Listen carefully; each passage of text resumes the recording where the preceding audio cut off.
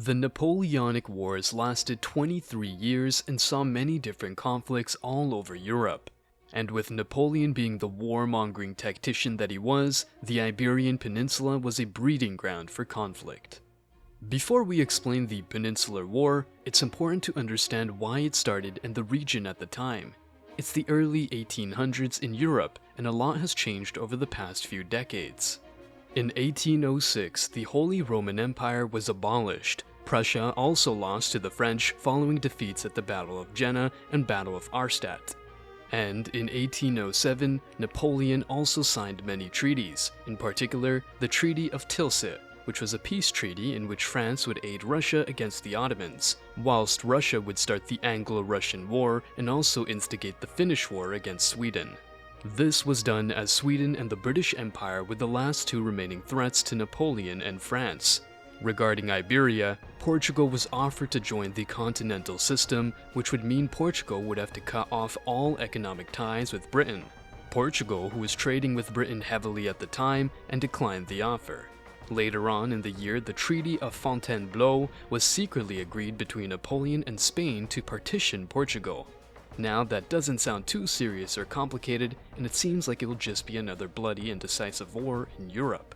And that would in most cases be the outcome, bearing in mind Portugal's military and naval might was far superior to both the French and Spanish.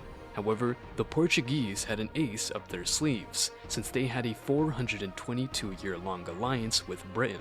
And due to Britain and France often clashing heads over anything, it was almost a certainty the British Empire would aid their ally in another war against the French sooner rather than later. By November 1807, Napoleon launched 25,000 French troops over the Pyrenees en route for Lisbon, in which a bloody battle ensued. Even though the Portuguese were vastly outnumbered and unequipped, they fought valiantly. This was unfortunately to no avail, as by the 30th of November, the French had taken Portugal, totaling 11 days of war between the two nations, only to discover that the Portuguese royal family had already sailed for Brazil with a British escort. Property and belongings were seized, trade was lost, and Napoleon demanded a levy of 100 million francs. Torture and execution were the rewards for those who resisted. Even the few groups that thought France would bring liberty and prosperity to Portugal were starting to revolt against Napoleon's rule. These conditions were not limited solely to Portugal, however, as Spain was also put under occupation. Despite both Portugal and Spain consistently protesting, the rebels were seeing much success, if any at all, with France being able to suppress the majority of revolts. That was until the 2nd of May, when the rebels started a huge revolt in Madrid, which spread across the country like wildfire. Napoleon was furious and immediately forced the Spanish royal family to abdicate and replace them with his brother Joseph in July 1808.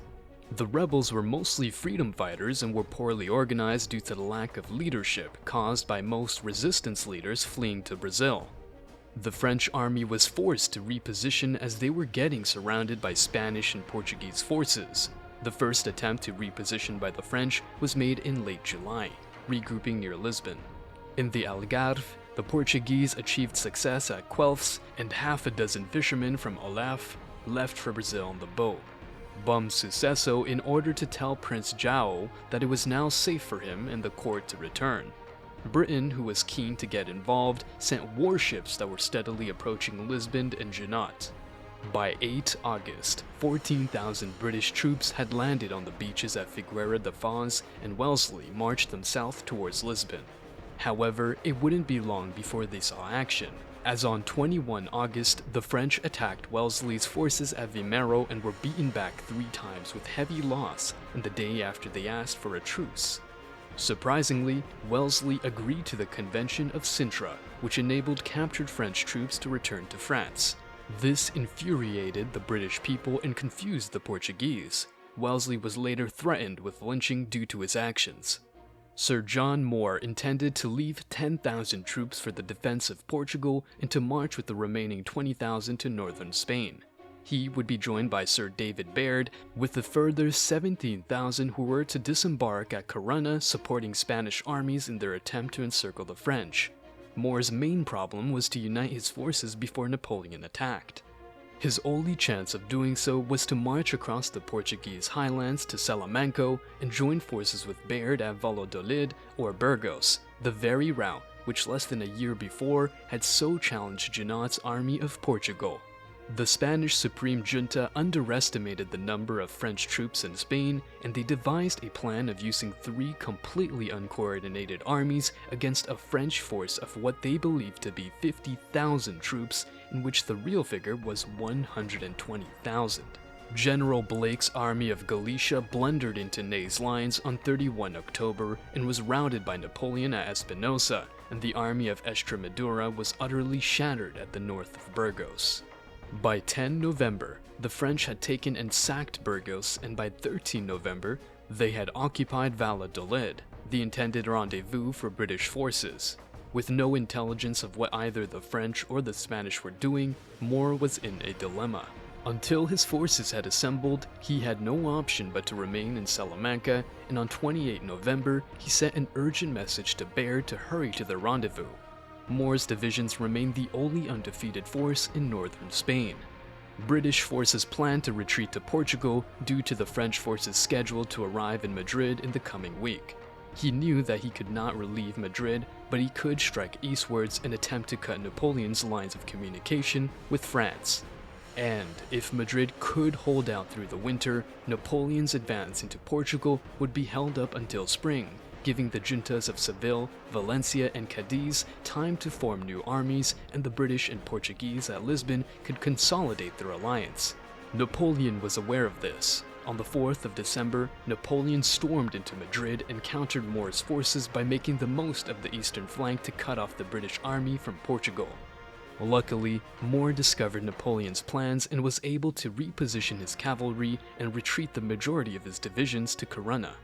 A 200-mile trip ensued for the British army, soldiers were fatigued and demoralized, the weather was atrocious, and the British had outrun their supplies. After 18 grueling days, Moore's exhausted army reached Corunna on 11 January, where, in a Spanish version of Dunkirk, he planned to embark for England. He embarked some 15,000 infantry and 12 guns to face the pursuing French and to cover the embarkation. There were 800 British who never reached the safety of the ships, and the attacking French lost 1,400 dead. Sir John Moore himself had been killed within minutes of the end of the fighting and was buried on the ramparts of Corunna. Only 26,000 men made it back to England alive. Despite the victory at Corunna and the fact that Moore had heroically disrupted Napoleon's plans for the conquest of the peninsula, the great British public regarded the outcome as a catastrophe. Nearly 8,000 men had been lost, and the whole of the British army, according to Canning, had been put at risk and now lay in ruins. Sir John Moore's contribution to the war was crucial and was not forgotten by the men of the British army and the British population. Sir Arthur Wellesley was introduced to the war effort and was set to return to Lisbon in April 1809. Meanwhile, Spanish forces had suffered multiple defeats to the French and were in desperate need for reinforcements. With the Peninsular War already waging on for a year, it was now a test of attrition and heart of each and every soldier. But each battle would be determined by the intelligence and bravery of the generals and commanders. This was it, the final chapter. If Napoleon can successively control Iberia, his goal for a global France would be achieved, with the only thorn in his side being the British Empire. However, with the continental system dictating Europe, Britain would be weakened and left to fight a losing battle against both the French and Russians. For the Portuguese and Spanish, it was vital to reinstate their monarchies and way of life by ridding their countries of French rule. And as for Britain, they were in check with few moves on the board left. Nevertheless, these moves would be the difference between checkmate and survival.